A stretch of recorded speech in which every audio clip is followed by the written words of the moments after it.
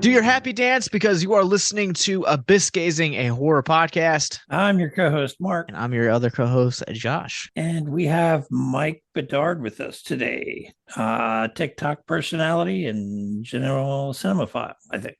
Right? That's right. You nailed it on the head. Full disclosure, I've been the one corresponding with Mike for the past couple of months. Mark just met him a couple minutes ago. Yeah. So Mike is the voice behind, I guess also face since it is TikTok, behind the channel cinema-singularity. Tell us a little bit about the channel and kind of the things you do over there. Yeah, I started the channel about a year and a half ago, just doing movie reviews, sort of analysis on general trends in pop culture, and also just like fun movie facts I would find just over the course of my existence. And I just started sharing those with people, and they really seem to have connected. I think right now we're at about 166,000 followers. So we're just kind of steadily growing and getting up there. Well, yeah, dude, congratulations. I mean, the very fact that you broke 100,000 is quite impressive. And I went back and actually I came across your year in review for last year for 2022, and that was like one of your goals was to meet 100,000, and the fact that you well exceeded that is quite impressive. So congratulations. Yeah, I think a year ago I was at like 50,000, and the channel just kind of blew up over the past year, like totally unexpectedly, because I just did this to like kind of connect with other movie people, and just I thought it was fun sharing my thoughts, just kind of an outlet to review movies, and the fact that people have responded so well to it is amazing. I mean, in some ways, almost everybody, for the most part, is a movie fan of some sort. There's very few people that don't make some sort of connection with some sort of movie or genre. So I don't know. I don't see it so much as a surprise, just a topic that everybody can latch onto in some way or another.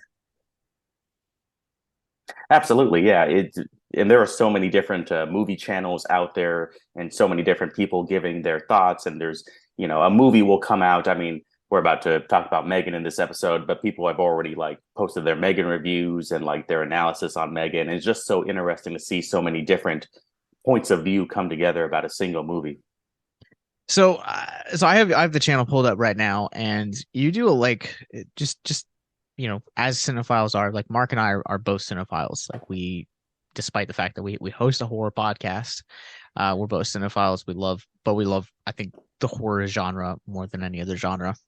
One of the things that I like about yours is I love learning film trivia. And some of the facts that I've come across on your channel, like, yeah, I knew but this is cool to know that it's being relearned again. Then other facts and other series that you've done over the last year, I've actually learned about certain roles or actors involved with projects, and I mean, your things really range from everything from actors rejected by Saturday Night Live, actors hurt while filming, actors who have done music. Is there any series or any kind of videos that you've done for the channel that you like doing most, or that have been the most fun for you to learn about? I think the series where I can kind of inject a little personality, like right now the series I'm doing is like actors who were hurt while filming. It's kind of just like trivia, fun facts. This actor broke their hand while filming a stunt scene. Just kind of relaying that information to other people. But I've done series in the past movies that have the same plot, and just like take two completely different movies and just like describe them vaguely enough to where they kind of just sound like the same movie. Like I saw one of those recently where somebody was like, yeah, Lord of the Rings and Harry Potter are essentially the same movie. Yeah, one that really blew up was when I said the Lego movie was the same as the Matrix. Because You're you have not wrong though. this chosen one gets realizes their reality is false, and goes on this hero's journey to take down the system from the inside.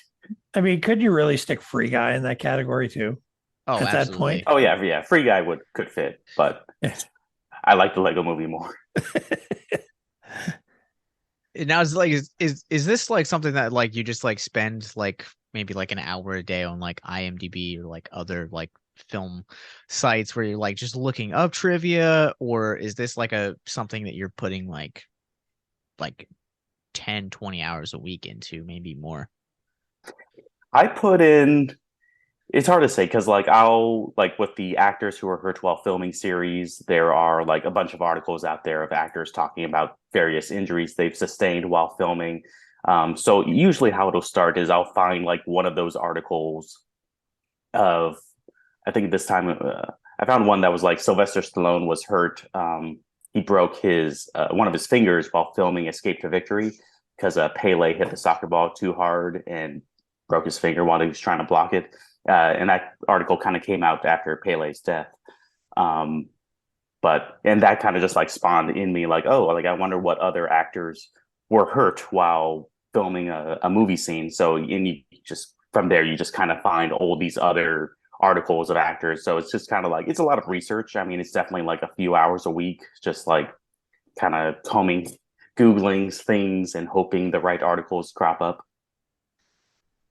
What's been like the topic of facts? What's been like your favorite kind of facts to find out? Like behind the scene antics, or like I know there were stuff where Jay Leto played a bunch of messed up practical jokes when he was playing the Joker, things like that. What kind of category kind of works do you find the most interesting with behind the scene and movie facts?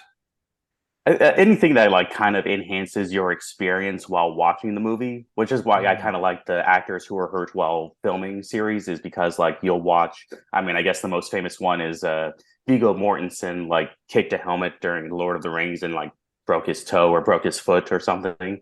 And so when he kicks the helmet and then screams, and that scream he gives, he's actually in pain.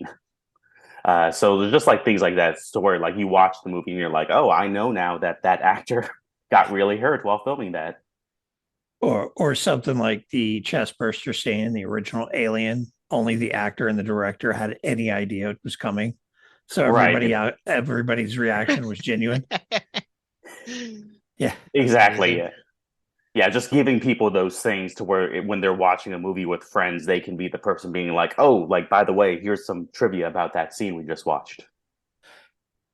So, out of curiosity, with the actors who were hurt while filming series, how many times has Tom Cruise popped up on that list? I would have gone with Jackie Chan for that question, but I haven't I've done Tom Cruise, I think, a couple of times. He keeps hurting himself.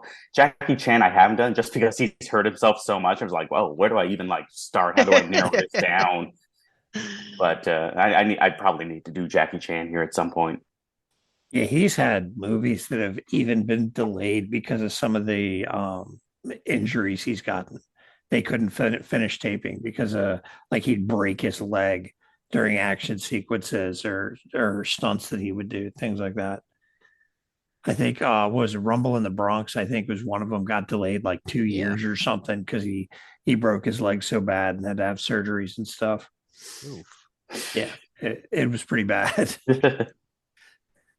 All right, Mike, not to put you on the spot, but before we start and dive into M3GAN, since this is a horror podcast and since you are a trivia guy, do you know any just random off the cuff horror trivia that you can throw at our listeners?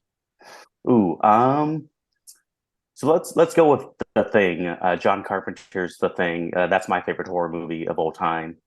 Um, at the beginning of the movie, when like the dog's like running through the icy tundra, there are people chasing after it, and they're shouting something in another language, and they're actually shout. I forget what it is. It's like what are they supposed to be like? I Norwegian. should Norwegian, yes. So they're speaking Norse, and uh, if you actually translate it, they're saying that dog isn't a dog. Like run away from it. Like they basically give away the whole Yeah. twist of the movie right there. If you understand the language. Yeah, I've heard that if you can understand them, they basically tell you exactly what's going on and ruin the whole movie for you. Yeah. That's incredible. Not to spoil anything, but we will be covering The Thing later this month with Nathan D. Ludwig, author of Love Potion number 666, which you guys can get out now. But let's go ahead and jump into M3GAN.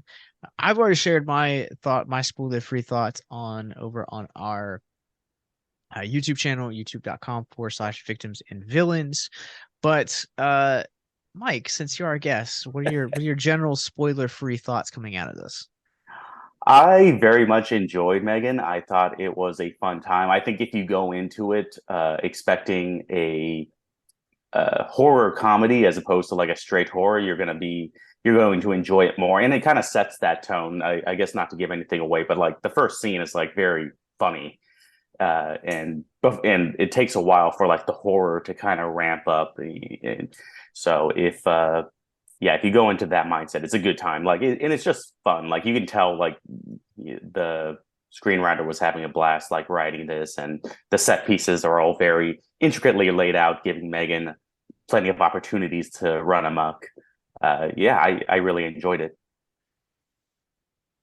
All right, Mark, I know this was my pick, and I know that you have been dreading this movie. So I had probably the lowest expectations possible going into this. Yeah, and I wasn't disappointed. I'm probably in the minority. I've seen a lot of people are like, "Oh, it's great, it's fantastic." I've seen a lot of reviews talking about how good it is, but I had seen like just single screenshots, and I think I watched like one trailer leading up to this and was like, "Oh God, this is going to be horrible." And for me, it was. I didn't like it at all. It was predictable from the very beginning. They'd introduce something in the storyline, and I was like, oh yeah, they're going to do this with that, and sure enough, they did. It's I don't know. I was not a fan. that's fair. I kind of expected that. I'm not gonna lie. This is gonna be an interesting conversation moving into this because I I agree with both of you guys. I think it's really fun, like Mike said, but it's also really familiar, like Mark said. But for me, I think that like what really went over and kind of like won me over with this is like Mike was saying, like the comedy. It opens up on like this like very bizarre Furby-esque like commercial with dolls that can poop. And then like it does take a long time for the horror to kind of ramp up. And I have love-hate relationship with that, but I think also at the same time, like there was enough with the performances and a lot of like the deeper themes of like grief and our relationship with technology that we'll get into that I think really sustained me as a viewer. Well, as a movie and the way the story went, and what we cover here at Victims and Villains, and in this case with mental health, it's a good movie for certain topics, but overall, it just if I wanted to see killer AI run amok, I'd go watch Virus, or something like that. It just I don't know it. Well, let's I jump into yeah. spoilers and like right. So if you guys haven't seen M3GAN, we're going to be spoiling it. So pause, hit follow, like whatever, and come back. Um, I think for me, like this movie, like Mark was saying, like definitely feels like familiar. Like obviously we had just seen this a few years ago with Mark Hamill's take on Chucky. And this movie also too reminds me a little bit of Chopping Mall. I don't know if anyone else made that reference or that thing, but yeah, this movie definitely feels a lot of familiar. It's gonna garner a lot of comparisons.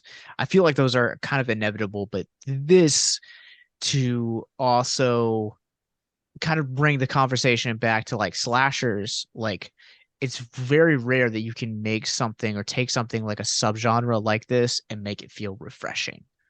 I mean, as far as I'm concerned, they didn't manage to do that, but that's me though.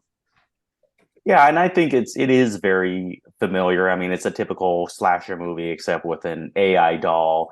it does definitely hit like all those tropes. I guess for me, it incorporates enough newness to make it like worth watching and worth recommending to other people. Just with the bizarreness of the doll and just like that, the Megan's whole personality and the what it says about like kids like latching on to technology, like it. There was enough like, okay, that's kind of interesting. I haven't seen a whole lot. I haven't seen the new Child's Play, by the way, so I can't. I that's like that was like similar, right? That was like Chucky's now has like AI or Yeah, so like for those of you guys that haven't seen the Child's Play remake, basically the Child's Play remake is a disgruntled employee, it gets fired and essentially takes the doll that is like the sentient being of Chucky and basically like corrupts his code to where he becomes like Megan essentially. Like it's basically the male version of this movie. And it plays out almost exactly the same way. I feel like for this one though, the reason that I I loved I am probably in the minority. I really liked the 2019 Child's Play. Mark, I know you don't like it, but I don't know if you I haven't seen it. okay. All right, so I I'm the only didn't one here. I didn't like the concept of it to begin with, where they took a familiar movie and franchise and decided we're going to remake it, but we're going to change it entirely, kind of thing. But like Chucky is like one of my favorite like franchises of all time. So it's like, for me, I really enjoyed it. I liked the different aspects that they did, but it also kind of like for this one, for Megan, it also kind of tarnished my experience because I kind of had this feeling it's like, all right, it's clearly gonna be the same premise, the same type of movie. And for the most part, everything plays out the same. I think the difference in what I would say makes Megan a stronger movie than some of the other films that are a lot like it is the central relationship between Allison Williams and Violet McGraw. I think Violet in this movie like absolutely it just blew me away. I don't really know how to say it. Like she played the niece in this movie and just was utterly fantastic.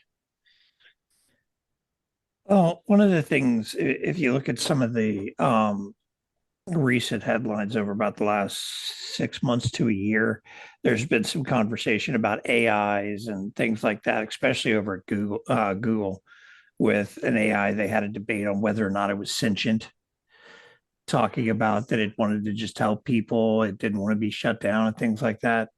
So when you look at things like that and then see what happened in Megan, it's kind of interesting.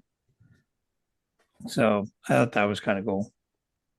and with even moving beyond the AI, just like the attachment theory they kind of bring up Yeah. between Violet McGraw and Megan, I thought was interesting just for like a kind of a discussion on social media, like how much kids like rely on social media and kind of these parasocial relationships with the people they find on there. I mean, I'm on TikTok, like I have a decent following, and I have people all the time like asking me if they can like send me stuff, if they can like just like praising me, and I'm like, hang on, just like I'm just a guy talking about movies. You don't need to like send me anything or like do whatever. Like it's just so it was kind of interesting from that perspective as well.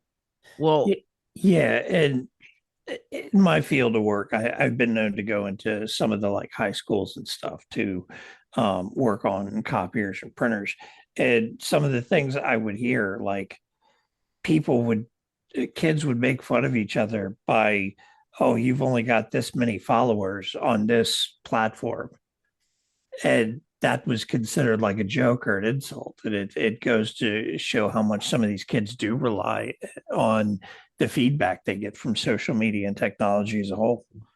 so before we like jump into like the discussion on social media, I want to just clarify for listeners the diff like what attachment theory is. So attachment theory is a I guess phenomenon would be like but like after a child loses a parent or someone close to them, they basically the first person that kind of comes into their life, they attach themselves to as kind of like a surrogate mother or father figure in substitution for the ones that they've lost.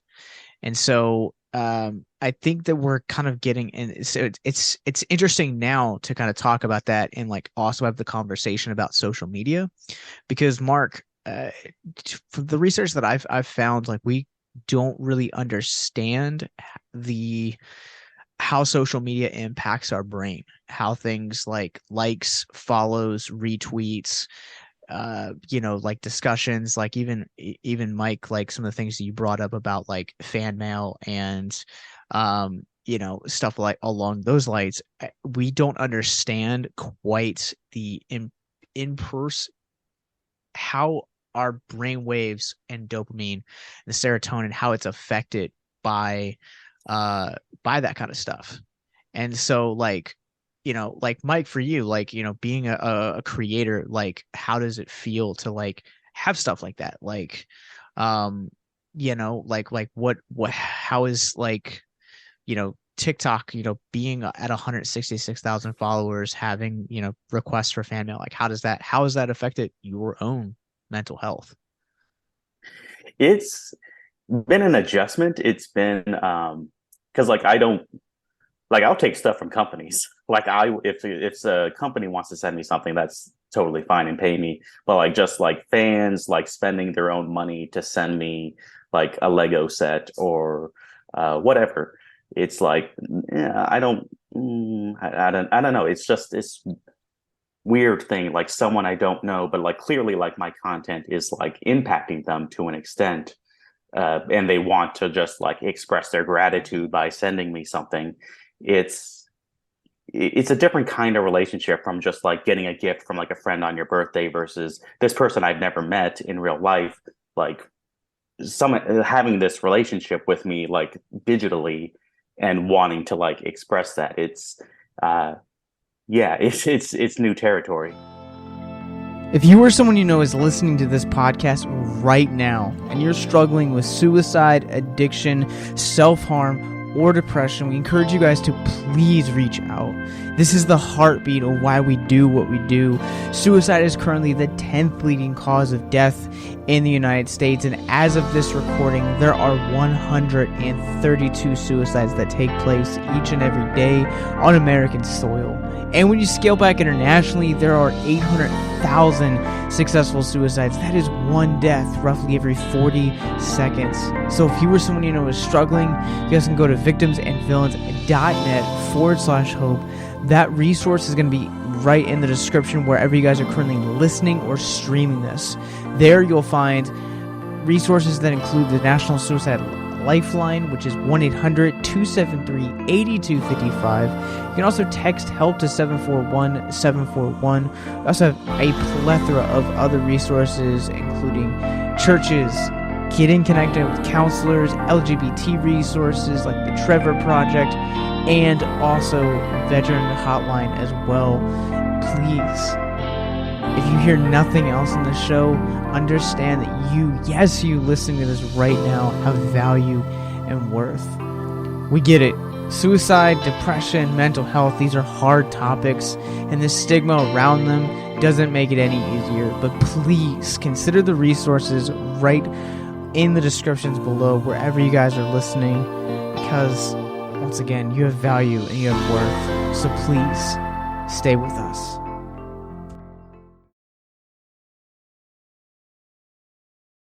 Yeah, it's like, and I think, Mark, I see it more than you do when it comes to content on this side of creation, because I manage all of the social medias for Victims and Villains and Abyss Gazing, and That's High Praise and Animind and Horrific Home Film Festival. Like everything that exists within our parent company, I oversee. And so it's this really surreal feeling to be like, hey, you guys talked about the subject of grief in your advent calendar episode, and that really struck me really hard and really hit me.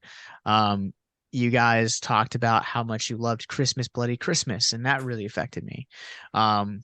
Just like things that like we've had over the years. It's really weird because like sometimes I feel like as a content creator, you do this stuff because you love talking about the subjects you're covering, and you kind of put this out there. It's like, man, is anyone actually listening to the words that I have to say? And sometimes that's something that like I struggle with as a content creator, because like at the end of the day, like I'm like, man, like I'm hoping that the content that I'm pushing out is actually making a difference, and that the interactions that I'm having on social media are meaningful to people, whether that's me telling a director or actor that, hey, I really loved your film, or us talking openly about how content creation and social media affect mental health.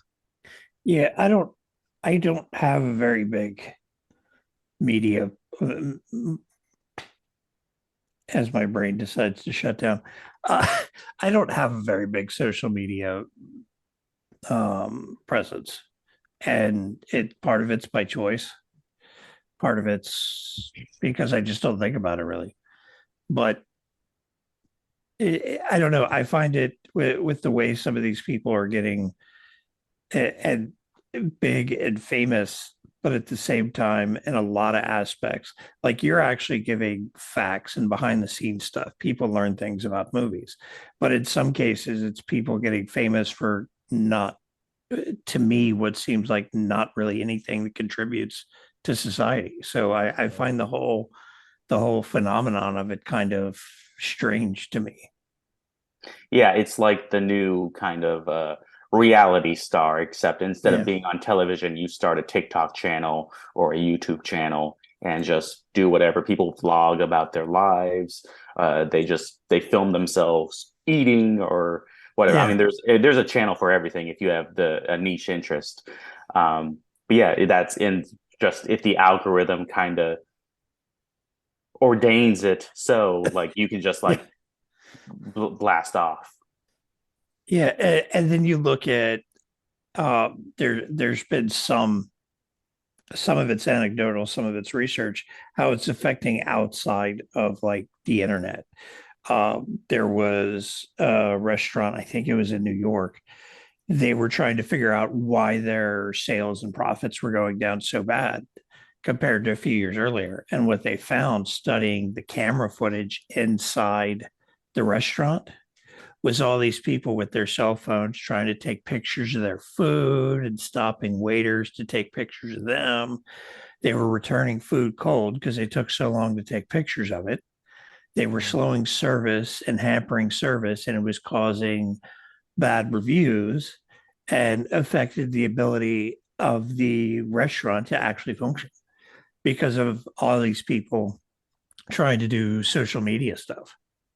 And also too, like to like also bring it down, like we're also in an era too to keep in mind that like because of like the attention that we have to screen, these are this is the first generation coming out that have deaths that are actually linked to social media. A couple years ago, I think it was like 2016, 2017, when Pokemon Go first hit big, you had like one or two people like legitimately walk off cliffs, or walk in front of moving cars because they just weren't paying attention. And there's something about the chemistry of your brain and how it's affected by the social media. It's like social media, like I was previously saying, to where like I know for me, and Mark, I know you're not on it, so like Mike, I'm curious, as a content creator, if you ever go through this, like there are definite days where I need to disconnect, and I don't want to be in front of a screen. Like I might still watch like movies and stuff like that, but like I don't want to see or hear anything with Facebook or TikTok or Twitter, Letterboxd. Like I don't want anything to do with it. Like I need to disconnect and just invest into my wife or the community that I have here in Richmond, and actually being intentional about like cultivating the like actual relationships I have in real life. Yeah, I mean, disconnecting is like very important. I mean, a creator, I try to post like 5 times a day. Normally, like I'll record a bunch of videos all at once and just kind of like stockpile them. Like, so for the weekend, like I don't record. I just like go to TikTok and I upload a video and then I try to be done with it and like go about my day. But yeah, it's like going out and spending time with my wife, or going to the movie theaters, or going to the beach. It's like without constantly staring at a phone. Like it's crucial, I think. Yeah, I think for me, I spend my entire work week looking at a computer screen or screens in my case for work. So I don't typically want to be sitting there trying to do other stuff on a screen that I've been sitting in front of for 40 hours a week to begin with. Yeah, I also want to second that because in the last year, I've also gotten promotion to where like now I sit behind a screen for 40 hours a week. And on top of doing social media and content creation for the Victims and Villains podcast network, like I necessarily don't want to be like, you know what, I think I haven't spent enough time on the screens today. And that's why I love like this opening scene sequence after the commercial where it fast forwards and it's Katie and her parents in the car, and they're like, the parents are kind of fighting, and I thought we were supposed to like limit screen time, and you can definitely kind of see that like they were trying to be intentional about like how much screen time it is now. And like I don't have any kids, but I have like a lot of friends that do, and like they talk about like how like they do have to limit the screen time of their children because otherwise it seems like the screens do more parenting than the actual parents. And Mark, I know that your kids are kind of like grown in this era, so like do you find like as a parent like that's something that like you and your wife have ever struggled with in terms of parenting, or is that like more of like a gear towards like the younger generation? Um, in my case, I don't think it's been so much that issue. It's just been kind of like one of their hobbies is video games and stuff and gaming, which was my hobby growing up. So I can't exactly say too much about it. So I've been gaming since in television in like 1984. So I've touched them all. So it would be kind of almost hypocritical to say you need to quit playing video games. But no, it's trying to make the distinction between being part of the family and the electronics taking over is the main key, if that makes sense. Yeah, Mike, I don't know if you have kids, so I do not, but I have so I can't speak as an authority on it, but I mean I have friends who have children, so I've heard anecdotally just like things of the parents obviously try to limit screen time or just try not to introduce devices as early as they can, but at the same time like their kids are really acting up. Like sometimes it's easier just to give them the iPad at the dinner table and they can watch an episode of Bluey just so they can like calm down and like eat their food. Like, so it's like, it's definitely like a struggle. I mean, I don't envy them like trying to like weigh both of those things, like the existential threat of like making your kids like reliant on technology versus actually this technology is really convenient to get my kids to behave once in a while. Yeah, I feel like again, I don't have any kids, so like much like yourself, like I can't speak to the authority of it. But I do know that like in the theme of this movie, like there's that great scene between Gemma, who's like obviously very much like career focused. She's a bachelorette, and like she's just really driven, and like you can see that kids weren't in her plan, and that's kind of something that like I enjoyed about her character because I related a lot to that character.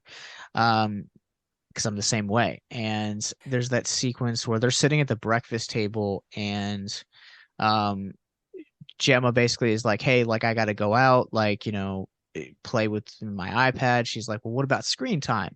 And it's kind of the first time where it's like, well, I don't really care. And that sequence opens up this like gateway into trouble.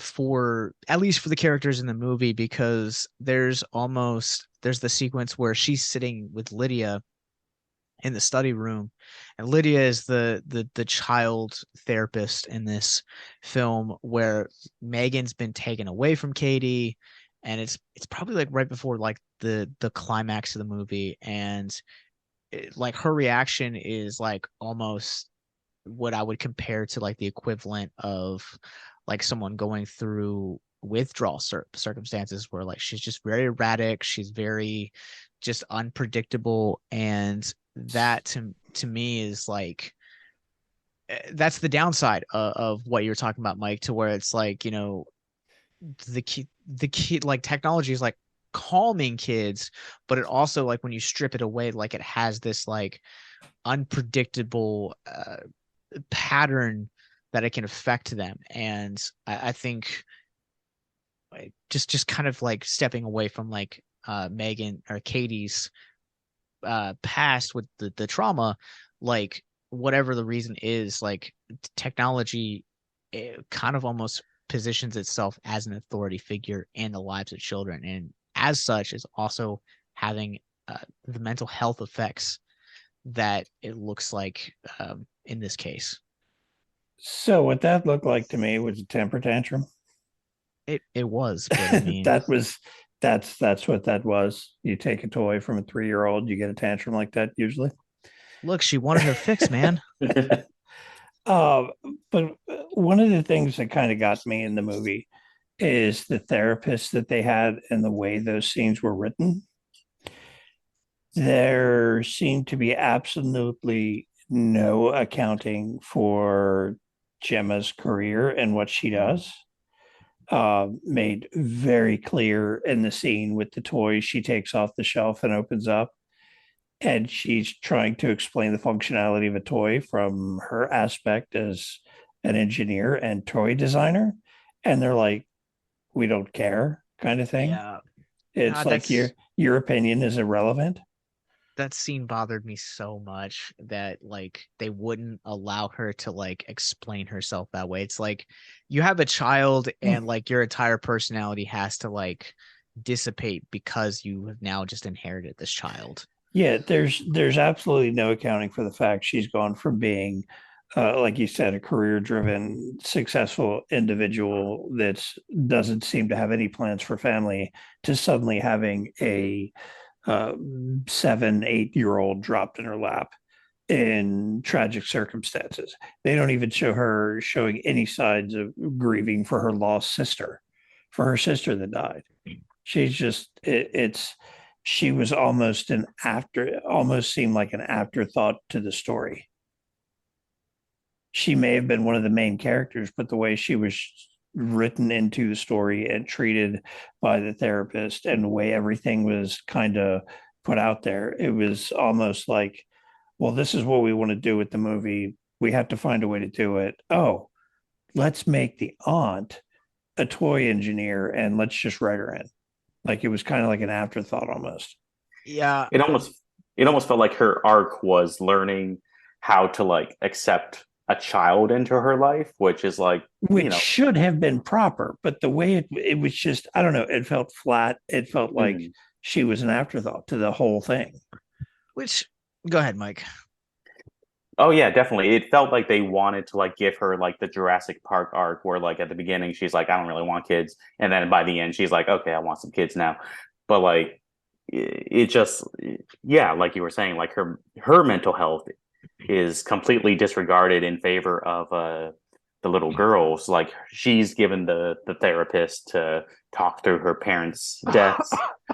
She's, the Gemma doesn't, I don't think she even like really mentions her sister or like talks about like any like memories they had together. Like I don't know, I might be wrong, but like if there was a scene, it really didn't stand out.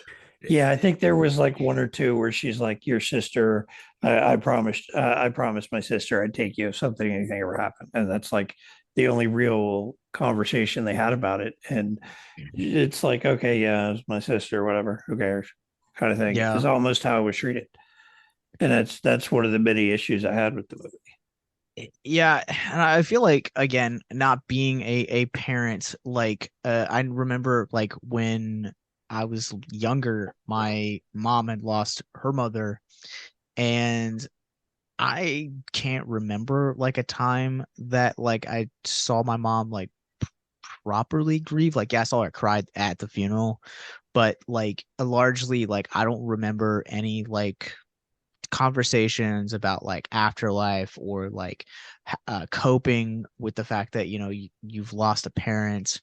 And like I don't necessarily say that. I feel like this movie addresses like the subject of like talking about death and grief and loss with your kids and with those that are affected. But I don't ever feel like we ever get that, because it never feels like uh Gemma as a character is like able to properly grieve the death of her sister. It's almost kind of like you have to put on this facade in the show. And I think that speaks volumes to not only how we talk to kids about death and the afterlife, but also at the same time how we talk to kids about mental health, where like we feel like we have to have all the answers, and instead of being vulnerable and presenting ourselves as like broken and actually like hurt, that we have to like feel like we have to have all the answers. Now, I say all of that to say that like perhaps like we've talked about this in the past before, is like the different ways that people grieve. And like there's an episode, I don't remember what movie we covered, but there is an episode where Mark and I like distinctly like talked about like how the differences in like how we grieve, where Mark talked about how like he doesn't necessarily show the emotion, and depending on the individual, like I have in the past. So it's like I've had a best of both worlds, where Mark has just been kind of like a little bit more stoic towards the subject of grief. Yeah, and I think this movie kind of did a poor job of handling even that, any of those topics. It almost falls back to the here's technology to distract you from it, and that's kind of how the movie plays out and how it works. She gets it instead of learning to deal with everything. Here's M3GAN.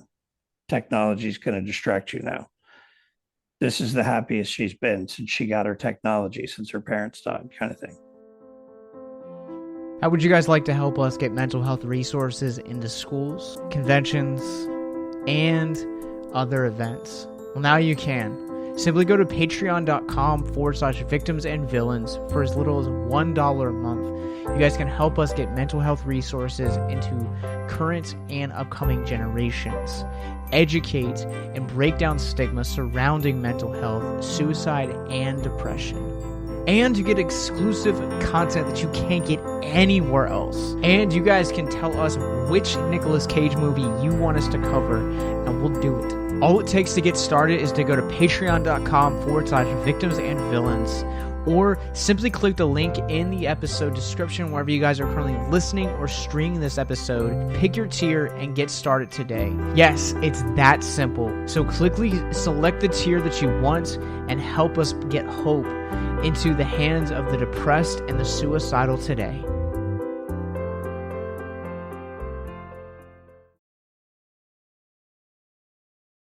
I almost feel like the movie would have played better if there was a scene where Gemma is talking to her niece about, and they talk about like her sister, little girl's parents, and just have a conversation about like something like wonderful that Gemma and her sister did like when they were kids. But like M3GAN's like there, like kind of like listening in, and she can do like the creepy doll eyes to like look at whoever's speaking, like just so there's like a moment of like Gemma connecting with her niece, trying to connect with her niece on some level, but like technology's kind of in the background, like threatening to undo what she's at least attempting to do. Yeah, there didn't really seem to be any sort of attempt to connect between Gemma and the niece. It was, I got to go to work. Here's an iPad. I got to go work. Here's M3GAN. And I mean, there was the occasional look. I know it's hard, but I got to go to work. And then just kind of once everything starts happening, after M3GAN gets short circuited and bad things start happening, then it turns into, oh, maybe I should connect with my niece. kind of thing. It's I don't know. There's it seemed to do a poor job to me. I think the turning point for Gemma's character in this movie, when it's like coming to like I actually have to parent her, because like the whole like monologue of like, of like the selling point of M3GAN was that this can like help your kids and free you up as a parent to do the stuff that you really want to do, under the assumption that like all parents think their children are mistakes. Now, again, not being a parent, I feel like I can't speak to that.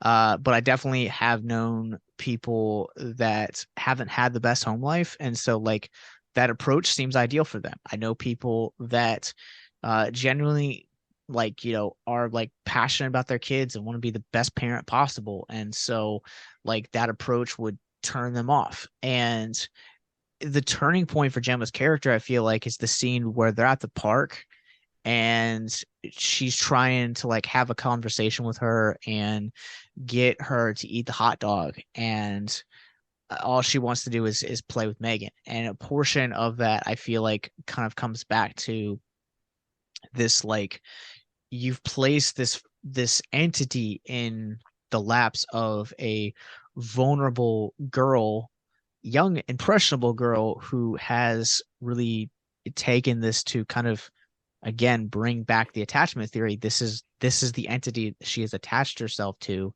and has essentially like bonded with.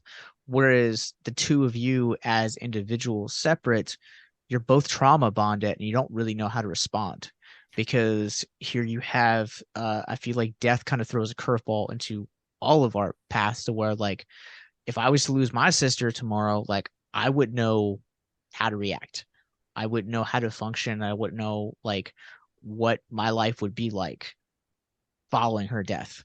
I feel like the same thing happens for her child. Like if my nephew was to lose one of his parents, I don't know necessarily how he would respond or, uh, kind of function past the loss of that individual. You've also got like 2/3 of the movie, Gemma's using her niece as a lab rat. You're not wrong.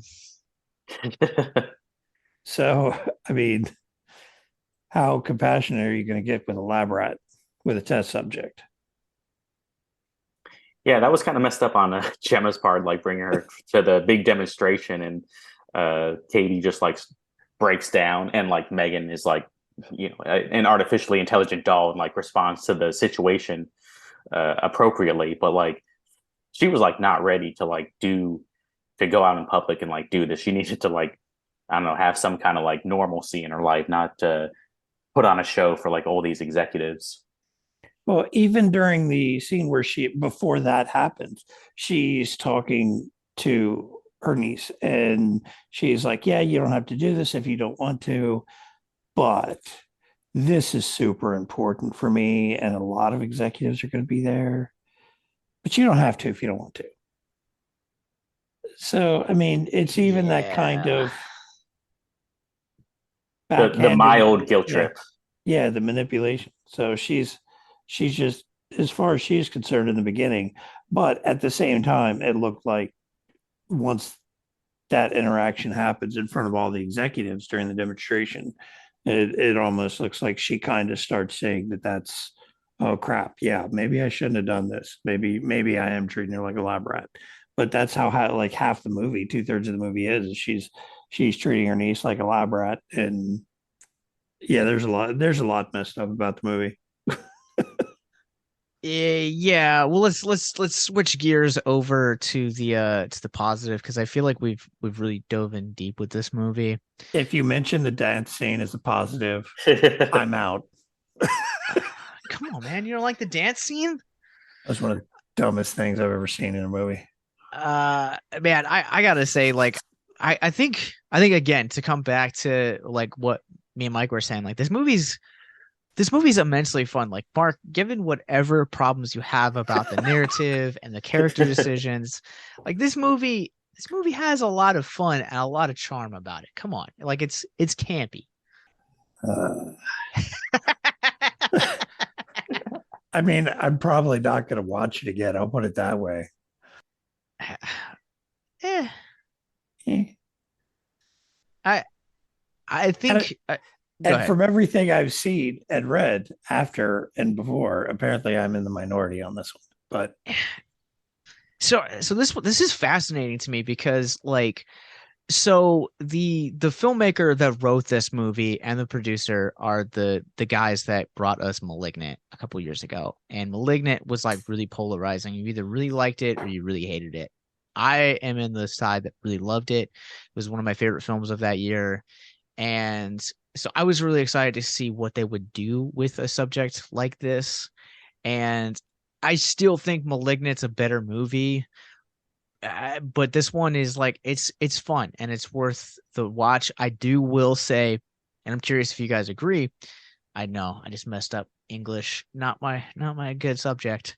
Uh, as a as a film, do you guys think that this movie suffers from the PG-13 rating? Is the horror aspect of this movie hindered by a PG-13 rating? I think it is a little bit like it's just the. I mean, all the kills pretty much happen like off camera. It's just like you have a.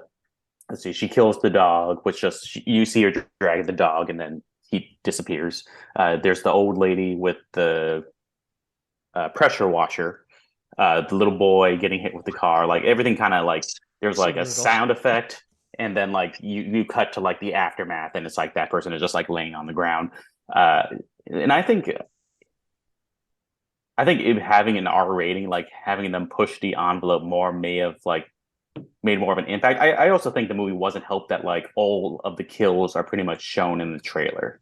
Like if you watch a trailer, like you've seen like the lady get hit with a pressure washer. You've seen Megan do the dance and then chase the executive down the hallway with the not the sword, but the yeah, sharp the off the paper cutter.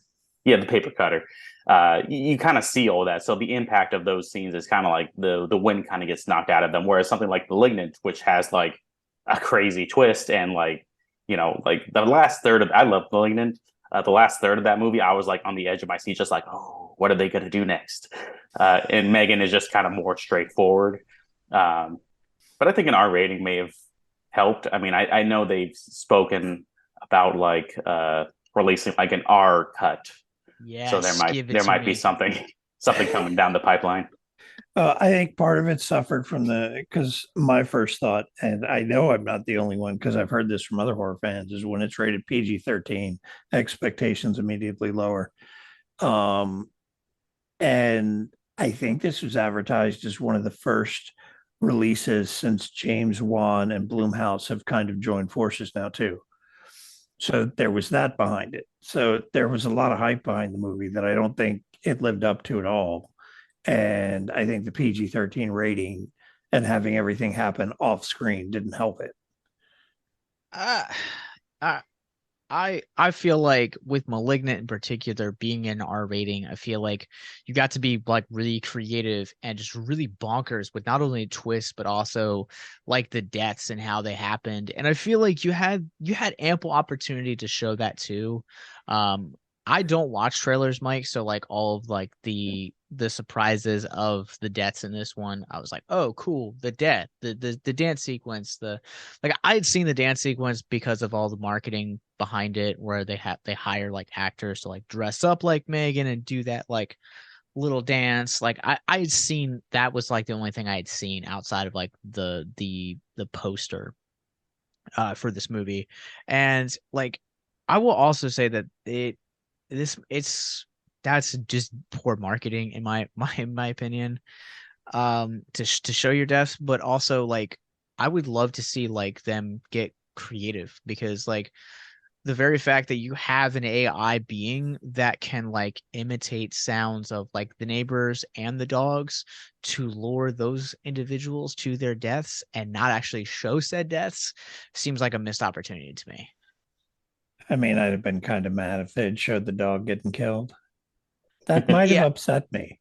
the dog like I could do without, but like I would love to see like the pressure washer and like skin falling off of that. Like I was like, that's what a great like idea for a death. And the fact that they like set it up really well in the beginning of the movie when Gemma first brings Katie home, I was like, okay, cool. This is interesting. And then it's very like a lackluster feeling to it. I also like the fact that you got to see a child's ear get ripped off was also pretty cool. Oh, that's a lot of problem with marketing on movies in general. It's a lot of them show you the movie now in the trailers, and they'll release multiple trailers, two, three, four trailers before a movie comes out. And if you've watched them, you've seen most of the movie, or at least the important bits of the movie. And you go into it, and it's like, oh yeah, I saw that already. Oh, I saw that too. Oh yeah, I was right about that kind of thing. So I hadn't seen a lot about it before going in, but I had seen, I think, one trailer. I was like, oh God, this is going to be horrible. And then you were like, oh, we're going to cover this movie. I was like, yay. To But be fair, I asked you if you wanted to cover it, and you were like, your exact words were, and I quote, "We can," end quote. it was more of a and losing translation through like text messaging. It was more of a, oh God, I guess we can if you want to, was more of the intent. So All right, so I'm curious, like coming out of this now, obviously when Mark, you're not on TikTok, so you wouldn't understand. But Mike, I remember when the trailer for this first hit and like how TikTok seemed to be like one of the first social media platforms that was like impacted by this movie's trailer. This movie like just really seemed to be like everywhere, and like the marketing for this is just so incredibly smart. They're really leaning into like influencers to like help promote this movie as well. So it's inevitable that we are gonna be getting a sequel. But my question for you guys is, do you guys feel like this is what we're seeing here with M3GAN, that this is going to be the first of like this generation's like Chucky almost, to where like we're gonna see like a new franchise being, we're on the cusp of seeing a new franchise being born? I can see it happening. Like we're recording this opening weekend, and I'm pretty sure it's doing well. Like it didn't have like a big budget, so it doesn't need like a ton of money to turn a profit. But like it's gonna make its money back and then some. So I think, and with Blumhouse behind it, I think a sequel is inevitable, and I think there's definitely like plenty of opportunities. I mean, you can almost see the sequel, being called like M3GAN's, and now there are multiple dolls of that go crazy and run amok. It just seems like there's so many different ways you can like bring back this character, and maybe one of the sequels will be R-rated, and that'll be like the kind of the hype machine between like, oh, M3GAN's gonna go like even harder this time. So I think it's inevitable it's going to happen. I think we're going to get a M3GAN movie every other year. I mean, I think it'll be unfortunate, but they did set it up to have sequels with the Smart House and the way they did the ending. It's set up to be a sequel.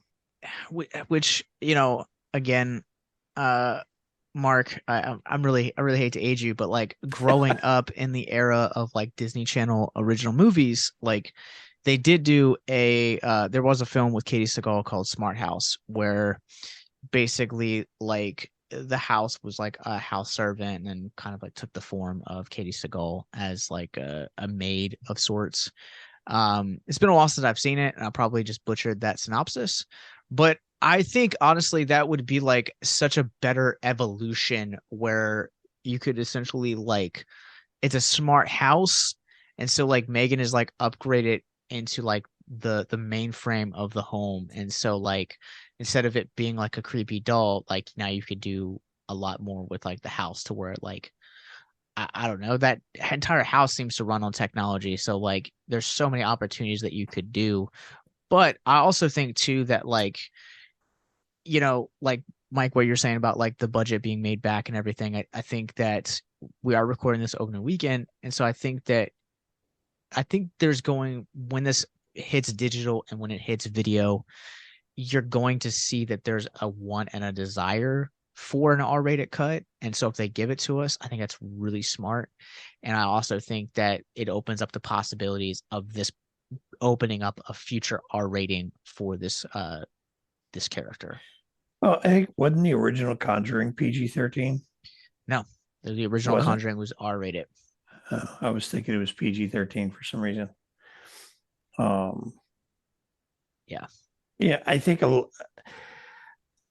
originally when they started doing PG-13 movies, it was to increase the audience size that they could have for horror movies, and that's kind of what developed the reputation of, if it's a PG-13 horror, it's probably not going to be that great because there weren't a lot of them that were.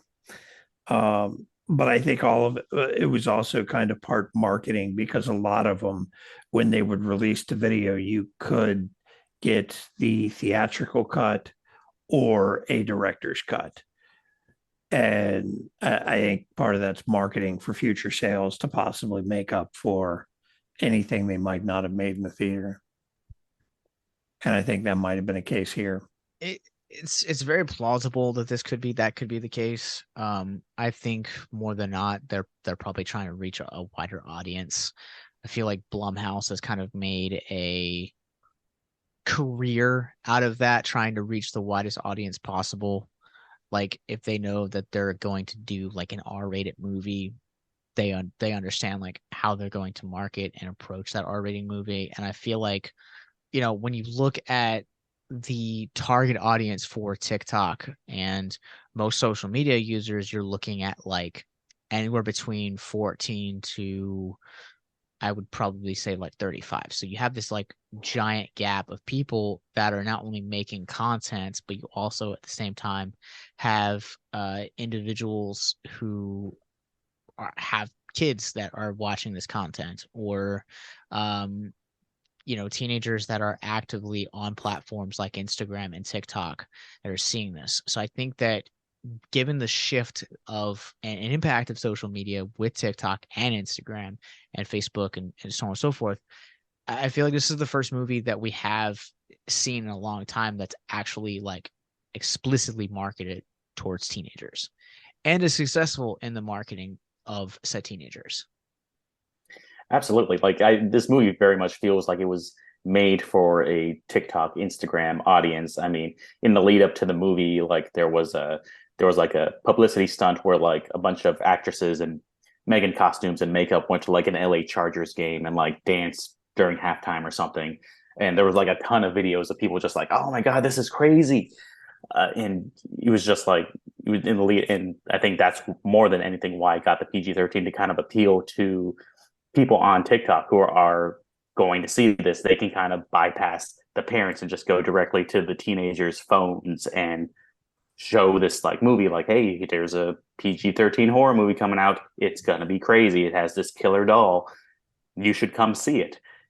And I think that's like, they were very much aware of like the impact. Like it feels like the memification of this movie feels like kind of a first of its kind. Like last year Morbius came out and everyone hated it, but it became a meme. And so Sony infamously like put it in theaters again like a couple months after its initial release, and it just bombed a second time because no one was all that serious about it. But this kind of feels like memeing a movie like done correctly, where they knew what they had. They kind of made the movie to have these scenes like the dancing scene where it's this very like viral thing that'll blow up on social media, and you market it directly to the kids and make it PG-13, so 14-year-olds can go to the movie theater without their parents, and like it kind of successfully did that. Yeah, and I think also too that this is a movie that has also not only that, but I think they learned a lot of lessons from *Malignant*, whereas like all of us really liked it.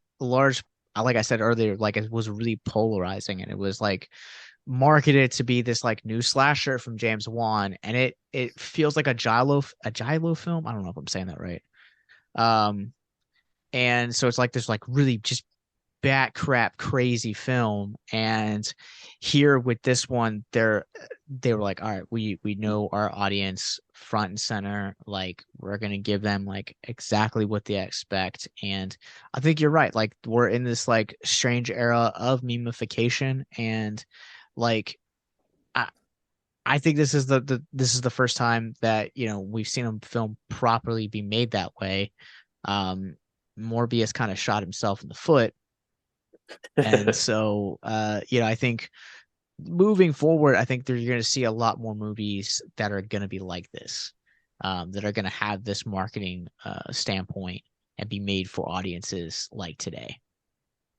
Yeah, looking back on M3GAN, it's like there's the dancing scene, and it's like you kind of watch it, and it's this weird thing because like she's kind of doing it to like distract the executive, but like you could take it out and then not either. But I think it's there specifically so it could blow up on TikTok. I mean, we saw the same thing with like Wednesday because TikTok kind of started as like a dance app, so everyone was just kind of doing the same dances to the same songs, and now like TV and movies are kind of becoming aware of that. So Wednesday had that intricate dance scene and that everyone copied on TikTok, and now M3GAN has a dance scene. So we're kind of seeing like even see this with like musical artists. Like Taylor Swift had a I forget which song, but it's like it's the one that has like it's me, hi, I'm the problem, it's me, and that audio really feels like it was made to be a thing on TikTok because you can just like extract audio from songs and just like make memes out of them, and everyone like took that and just like put their own like little spin on it. So we're kind of seeing artists specifically try to create scenes or create audio that will blow up on TikTok or Instagram so that their movie has a greater reach. Yeah, I agree. Mark looks bored out of his mind. Oh, no. Yeah, because I'm into TikTok dance trends. Go back to our Sweeney Todd episode. Mark loves musicals. They're his favorite thing in the whole wide world. You gotta be like that. There are some times that I watch musicals and I'm just like, I need to send Mark this like dance number right now. Just be like, ah, cha cha cha, ah, cha cha cha. But so I want to end, like the thing I wanted to end on with this is, the very thing that we started with talking about comparisons. So if you had to recommend listeners to one movie that was similar to M3GAN in tone, from the horror genre to check out, what movie would it be and why? Mark, since you hated this movie the most, you go first. Wait a second. What? All right, so all the movies that like a movie that is comparable to M3GAN, it's the same exact like plot / themes. What movie would you pick and why? I mean, even like the original Child's Play had its aspects very similar to this, except you had a possessed doll instead of a corrupted AI. But that was more of a slasher. You could go with maybe kind of go with the 90s Ghosts in the Machines, a serial killer dies and somehow his conscious is uploaded to the internet in the 90s, which is just comical in and of itself. And he's doing stuff in smart houses to kill people and things like that. I mean, there's lots of little things through this movie. I mean, even with the way they did the final fight scene, you might be able to compare it to something like Real Steel and the way they did the fight scenes in that. Yeah. So there's little things taken from a lot of movies, but when you put it all together, if you're familiar with a wide variety of movies, it's very predictable. Well, what is one movie you would recommend people to check out then? That again it does AI better in your opinion? Possibly Virus. Okay. Virus is interesting. It takes on the whole ghost ship aspect, but It Is that also the takes one on with the AI. Jamie Lee Curtis? Yeah. Okay, cool. It's like body horror and AI and all kinds of stuff like that. All right. Mike, what about you? People should go watch the Slappy episode of Goosebumps. I've heard about that. I haven't actually seen it, but I've heard about it. I mean, it's child's play. It's yeah, just a killer puppet. Far less violent. But I guess this isn't so much like similar plot wise, but more maybe like tone. Happy Death Day. It's a kind of another. I mean, it's a PG-13 horror movie, but with with a plot we've seen before. A girl gets trapped in a time loop and has to figure out how to escape the loop. But it has a very similar tone where it's a horror movie. This girl gets killed repeatedly and repeats the same day, but it's also very funny. It's like has a lot of jokes. It has fun with its premise, kind of like M3GAN, where it kind of balances the two genres, and it does it pretty well, I think. And Happy Death Day actually, at one point in the movie, acknowledges what it is. They actually make the comment about have you ever seen Groundhog's Day? And start Exactly, yeah. talking. So they know what they did and they acknowledge it in the movie. So there's no mistaking what they did. Yeah. I will give two things, and I will give one that's horror.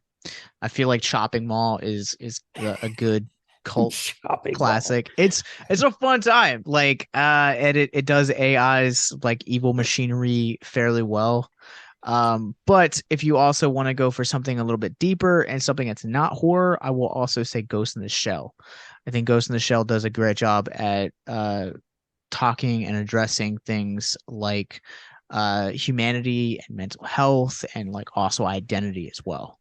For some reason, that reminded me Ex Machina. Oh yeah. That one. Yeah, that was a good movie. That dealt with AI and questioning um, sentience over programming and the differences between it. And they talk about the Turing test, and it's essentially what the movie is the guy giving a Turing test. Mm-hmm. So it's an interesting one too.